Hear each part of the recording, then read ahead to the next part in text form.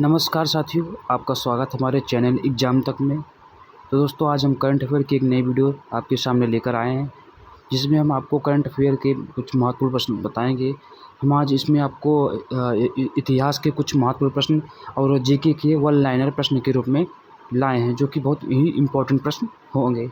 तो चलिए आज की पहले करंट अफेयर के प्रश्नों को कर लेते हैं, उसके बाद हम उसको करेंगे। दोस्तों, वीडियो शुरू करें इससे पहले आप सबसे छोटी सी रिक्वेस्ट है, अगर आप हमारे चैनल पर नए हैं तो हमारे चैनल को सब्सक्राइब कर लें और बेल आइकन को क्लिक कर लें, जिससे हमारी वीडियो को भी नोटिफिकेशन सबसे पहले आपके पास पहुंच सके। अगर दोस्तों वीडियो अच्छी लगी तो वीडियो को ज़्यादा से ज़्यादा शेयर करें और हमारे चैनल को सब्सक्राइब कर लें। तो चलिए आज के पहले प्रश्न को शुरू करते हैं। आज का पहला प्रश्न है, 5वां रोमैन रोलैंड पुस्तक पुरस्कार रोलैंड पुस्तक पुरस्कार 2022 फ्रांसीसी उपन्यास के किस बंगाली अनुवाद को प्रदान किया गया है? इसमें आपका राइट आंसर होगा मेयर सॉल्ट जांच। तो चलिए अगले क्वेश्चन को देखते हैं। आपका अगला क्वेश्चन है, किसने बहादुर प्रसाद के 5000 मीटर में 30 साल पुराने रिकॉर्ड को तोड़ते हुए 13 घंटे 25 मिनट 65 सेकंड के समय के साथ एक नया रिकॉर्ड बनाया है? इसे इम्पोर्टेंट करके लिख लीजिएगा। इसका राइट आंसर है आपका अविनाश सेबल ने। तो चलिए अगले क्वेश्चन को देखते हैं। तो आपका अगला प्रश्न है, मार्च 2022 में श्रीलंकाई मुद्रास्फीति बढ़कर कितनी हो गई है? तो इसमें आपका राइट आंसर होगा 21.5% की मुद्रास्फीति बढ़कर हो गई है। तो चलिए अगले क्वेश्चन को देखते हैं। आपका अगला प्रश्न है, पृथ्वी दिवस प्रतिवर्ष किस तिथि को मनाया जाता है? तो इसका राइट आंसर आपका होगा 22 अप्रैल को पृथ्वी दिवस के रूप में मनाते हैं। तो चलिए अगले क्वेश्चन को देखते हैं। आपका अगला क्वेश्चन है, डिजिट इंश्योरेंस के नए एमडी और सीईओ के रूप में किसे नियुक्त किया गया है? इसमें आपका राइट आंसर है जसलीन कोहली को नियुक्त किया गया है डिजिट इंश्योरेंस के नए एमडी और सीईओ के रूप में। तो चलिए अगले क्वेश्चन को देखते हैं। आपका अगला प्रश्न है, आरबीआई ने एनबीएफसी के कुल एक्सपोजर को कैप किया है, जो पूंजी आधार के कितने प्रतिशत पर एक इकाई की ऊपरी परत में है? तो इसमें आपका राइट आंसर है 20% है। तो चलिए अगले क्वेश्चन को देखते हैं। आपका अगला प्रश्न है, IMF ने FY23 के लिए भारत के सामान्य राजकोषीय घाटे को जीडीपी के कितने प्रतिशत पर रखा है? दोस्तों, ये भी एक इम्पॉर्टेंट प्रश्न है, आप इसे नोट करके लिख लीजिएगा। तो इसका राइट आंसर हम आपको बताते हैं। तो इसका राइट आंसर आपका होगा 9.9%। तो चलिए आगे देखते हैं। आपका अगला प्रश्न है, आरबीआई ने अपने ग्राहक को जानिए का पालन न करने पर मणप्पुरम फाइनेंस लिमिटेड पर कितना मौद्रिक जुर्माना लगाया है?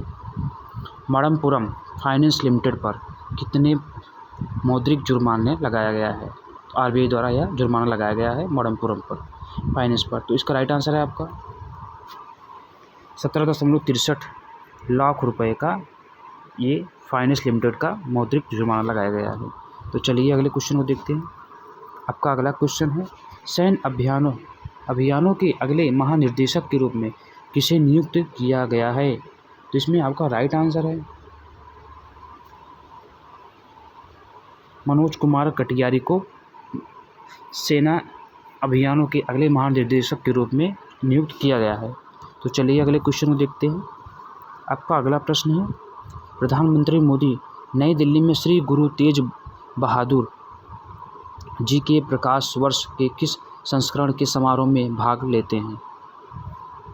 इसमें आपका राइट आंसर है 400वीं जयंती पर मोदी जी हमारे प्रधानमंत्री जो है इसमें भाग लेते हैं। तो आपका अगला प्रश्न है, तो इसमें आपका प्रश्न है, भूटान और सिंगापुर के बाद एनपीसीआई ने यूपीआई आधारित भुगतान की पेशकश करने के लिए किस देश की विस्तार किया है, किस देश में इसका विस्तार किया गया है? तो इसमें आपका राइट आंसर है संयुक्त अरब अमीरात यानी कि यूएई। तो चलिए अगले क्वेश्चन को देखते हैं। भारत के बाहर पहला यूनिवर्सिटी ये हमारा यूएई में ही स्थापित हुआ है, और आपका वर्ल्ड कप भी यूएई में हुआ था, जिसकी विजेता है ऑस्ट्रेलिया, और उसमें आपका उप विजेता है आपका न्यूजीलैंड।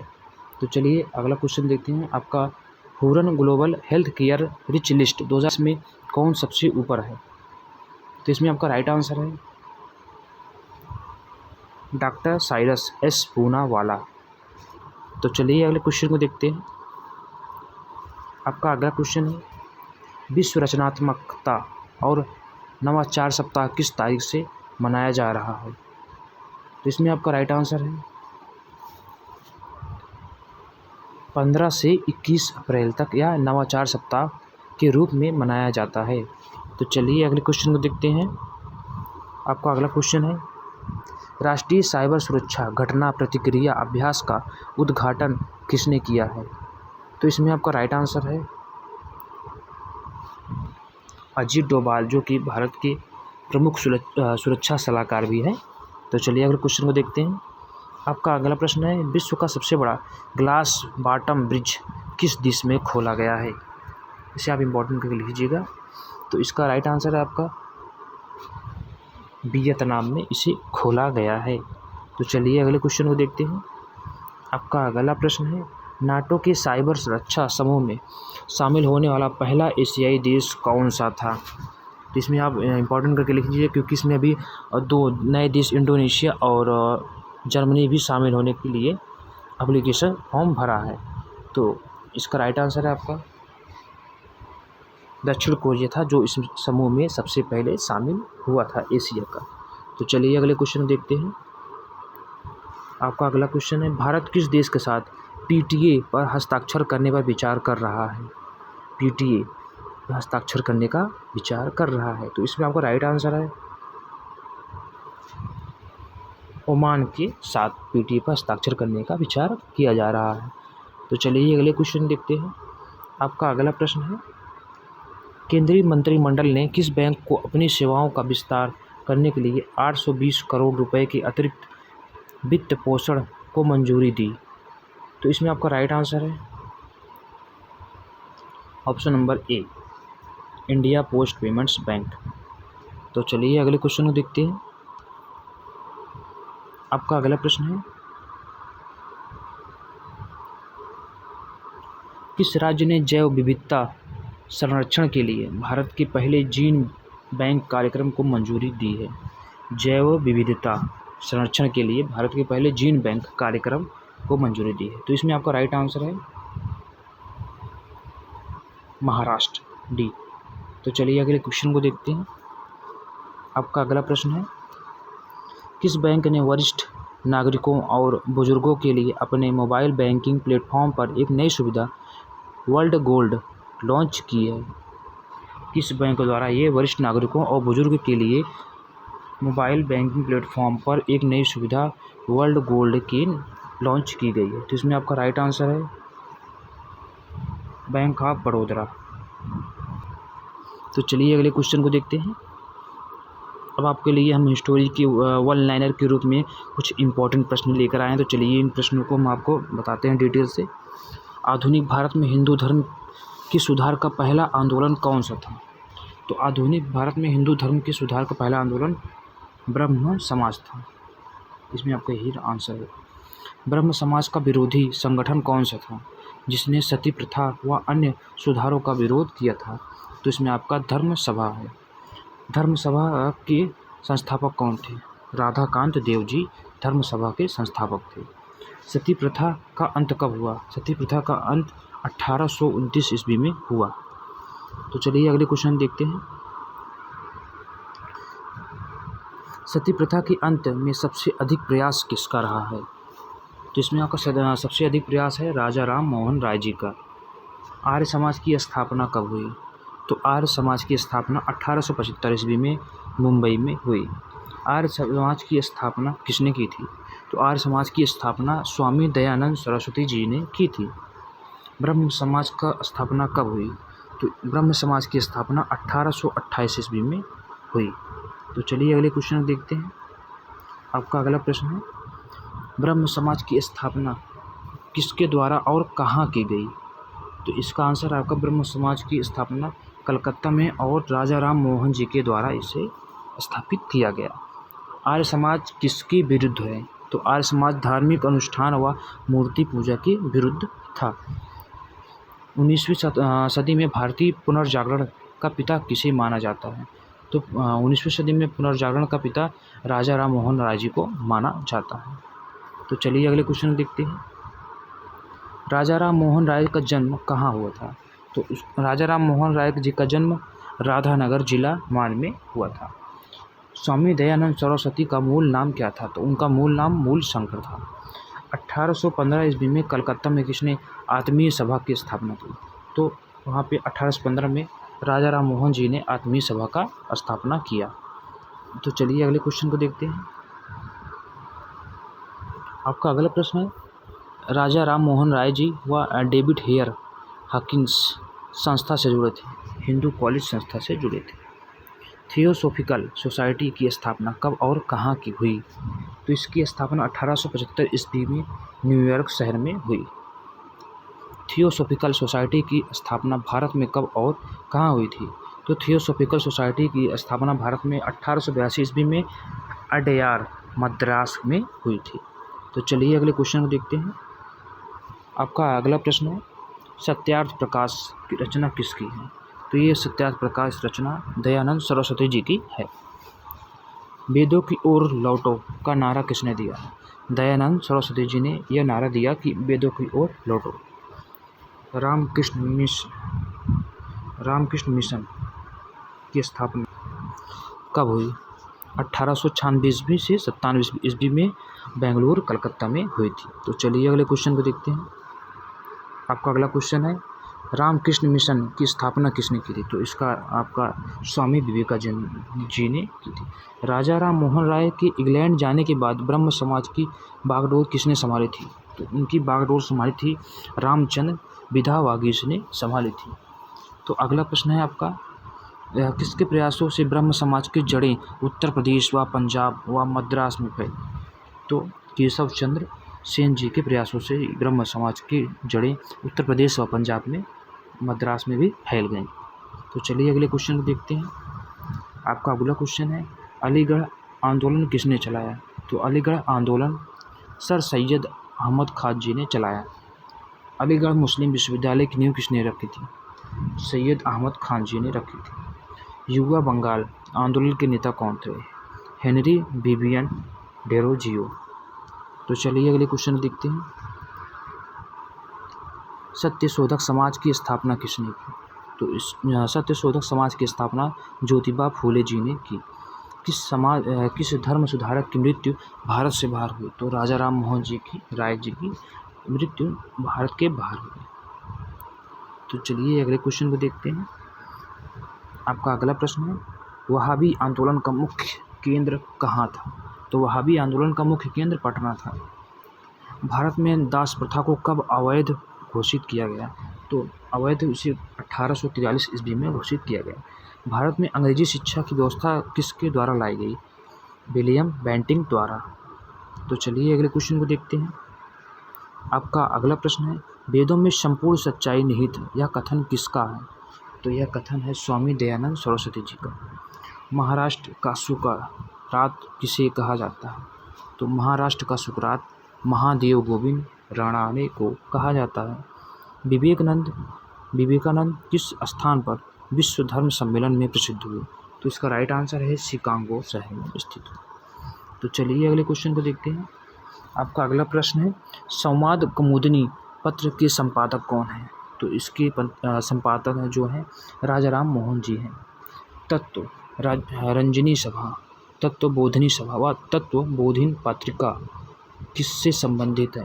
तो इसमें आपका देवेंद्र नाथ टैगोर, इसे आप इंपॉर्टेंट करके लिख लीजिएगा, ये सभी एग्जाम में लगभग पूछा ही जाता है। प्रार्थना समाज की स्थापना किसकी प्रेरणा के फलस्वरूप हुई? तो इसमें आपका है केशव चंद्र सेन जी के प्रार्थना समाज पर हुई। तो आपका अगला प्रश्न है, वामा बोधिनी पत्रिका महिलाओं के लिए किसने निकाली? तो इसमें आपका केशव चंद्र सेन। शारदा मणि कौन थी? तो शारदा मणि रामकृष्ण परमहंस की पत्नी थी। कूका आंदोलन किसने चलाया था? तो कूका आंदोलन गुरु राम सिंह जी ने चलाया था। तो आपका अगला प्रश्न है, 1956 में कौन सा धार्मिक कानून पारित हुआ? तो इसमें आपका 1956 में धार्मिक अयोग्यता कानून पारित हुआ। महाराष्ट्र के किस सुधारक को लोकहितवादी कहा जाता है? तो इसमें आपको जो लोकहितवादी कहा जाता है उसे आप गोपाल हरि देशमुख जी को कहा जाता है। ब्रह्म समाज किस सिद्धांत पर आधारित है? तो ब्रह्म समाज आपका एकेश्वरवादी पे आधारित है। आपका अगला प्रश्न है, देव समाज की स्थापना की? देव समाज की स्थापना आपके शिव नारायण अग्निहोत्री जी ने की। राधा स्वामी सत्संग के संस्थापक कौन है? तो राधा स्वामी सत्संग के संस्थापक स्वामी शिवदयाल साहब जी हैं। फेबियल आंदोलन का प्रस्तावक कौन था? तो फेबियल आंदोलन का प्रस्तावक एनी बेसमेंट था। तो चलिए अगले क्वेश्चन को देखते हैं। आपका अगला क्वेश्चन है, 20वीं सदी के आरंभिक दशक में आरंभ होने वाला आंदोलन कौन सा था? तो 20वीं सदी के आरंभ में अहरार आंदोलन प्रारंभ हुआ था। भारत समाज सेवक की स्थापना कब और किसके द्वारा की गई? तो इसकी स्थापना 1905 ईस्वी में गोपाल कृष्ण गोखले द्वारा की गई। सिख गुरुद्वारा अधिनियम कब पारित हुआ? तो ये अधिनियम 1925 ईस्वी में पारित हुआ। तो चलिए अगले क्वेश्चन देखते हैं। आपका अगला प्रश्न है, रामकृष्ण परमहंस का मूल नाम क्या था? तो रामकृष्ण परमहंस जी का मूल नाम गदाधर चट्टोपाध्याय था। डॉक्टर एनी बेसेंट भारतीय राष्ट्रीय कांग्रेस की अध्यक्ष कब बनी? तो भारतीय राष्ट्रीय कांग्रेस के अध्यक्ष जो है 1917 ईस्वी में बनी। शिकागो विश्व धर्म सम्मेलन में स्वामी विवेकानंद जी ने कब भाग लिया? तो उन्होंने शिकागो विश्व धर्म सम्मेलन में 1893 ईस्वी में भाग लिया था। तो आपका अगला प्रश्न है, प्रीसेप्ट्स ऑफ जीसस की रचना किसने की?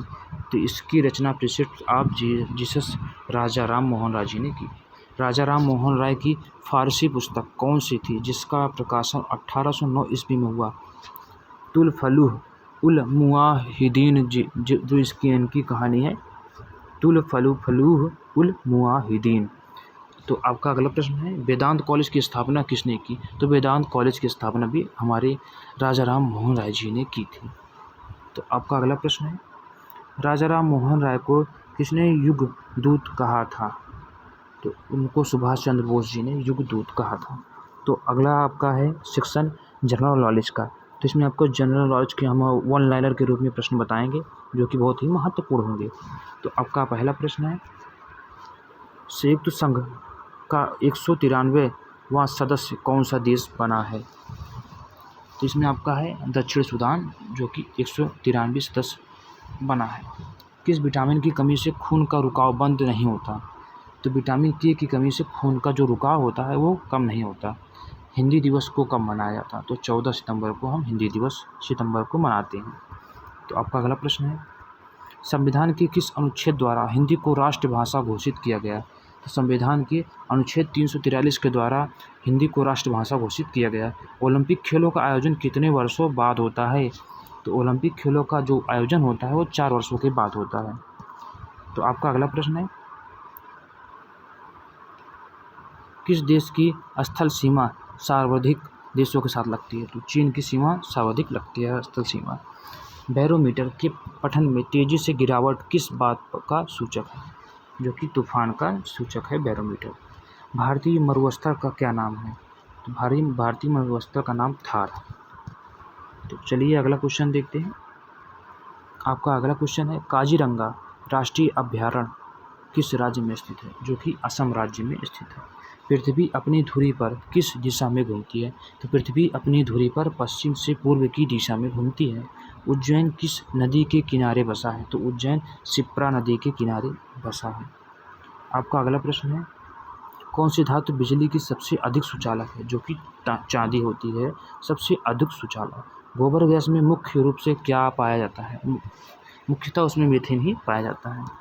तो दोस्तों आज की ये छोटी सी वीडियो यहीं पे समाप्त होती है।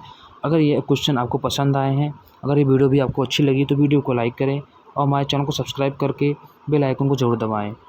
और कमेंट सेक्शन में ज़रूर बताएं कि आपको किन टॉपिक पर वीडियो चाहिए। हम प्रयास करेंगे कि आपको 100 महत्वपूर्ण प्रश्नों के बारे में बताएंगे। जिन टॉपिकों पर आप कमेंट करेंगे हम उस पर महत्वपूर्ण प्रश्नों की एक नई वीडियो जिसमें हम आपको 100 इंपॉर्टेंट प्रश्न बताएंगे।